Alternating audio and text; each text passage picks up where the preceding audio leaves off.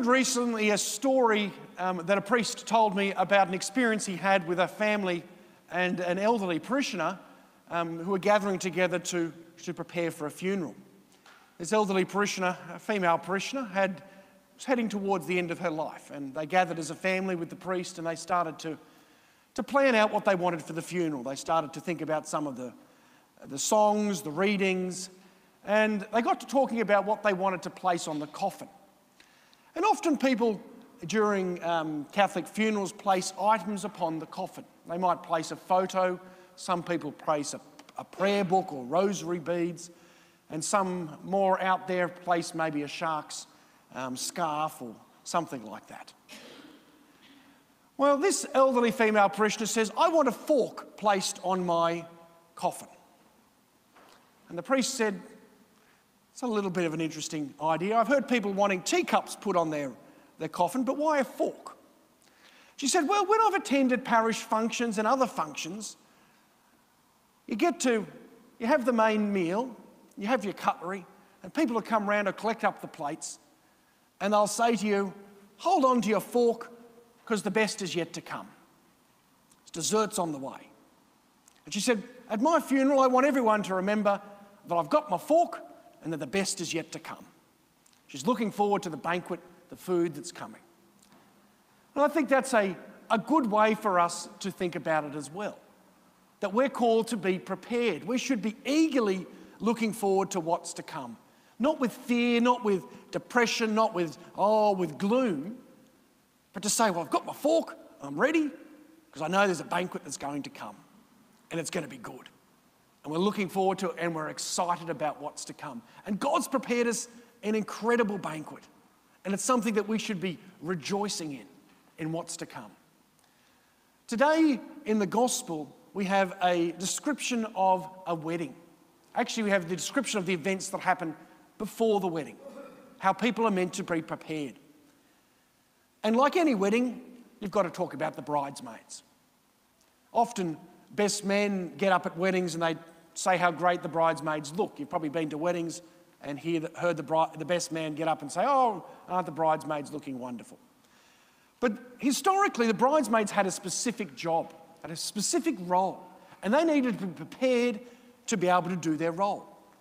Part of the role of the bridesmaids was to be torchbearers, to light the way for the journey from the bride's house to the groom's house.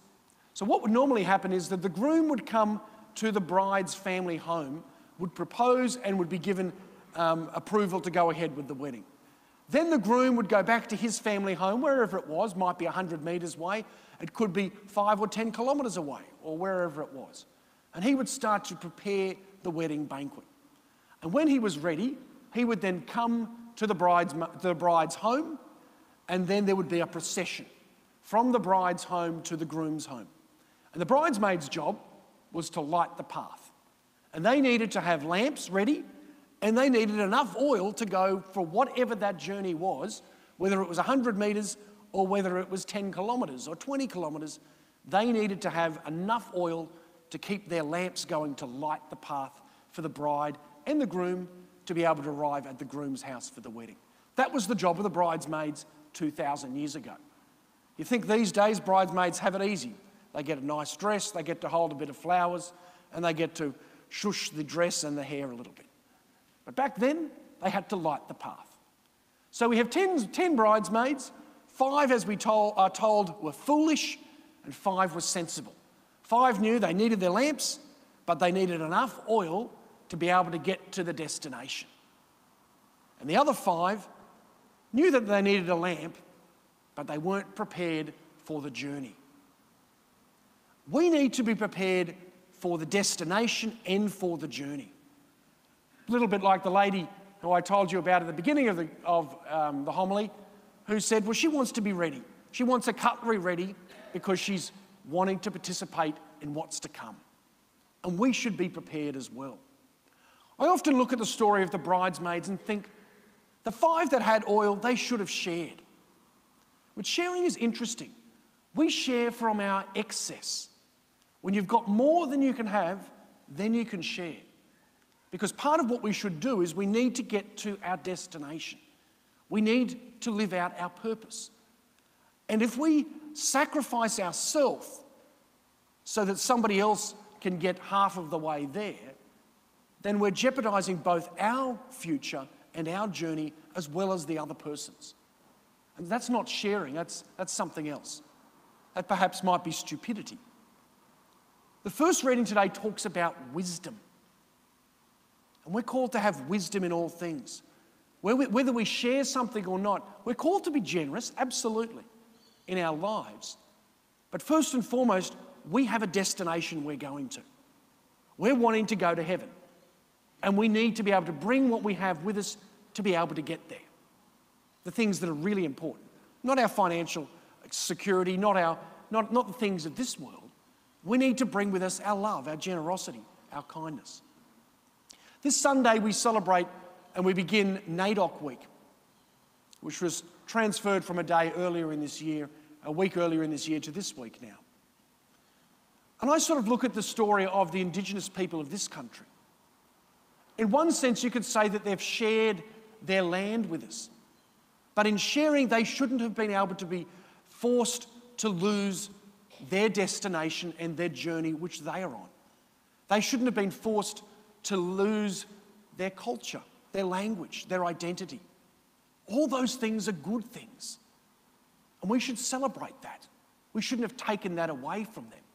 A little bit like the bridesmaids who were a bit foolish, who wanted to take from the ones who were sensible. That's not the way it should work. Yes, we should share. And the Indigenous people have shared this land with us in a beautiful way.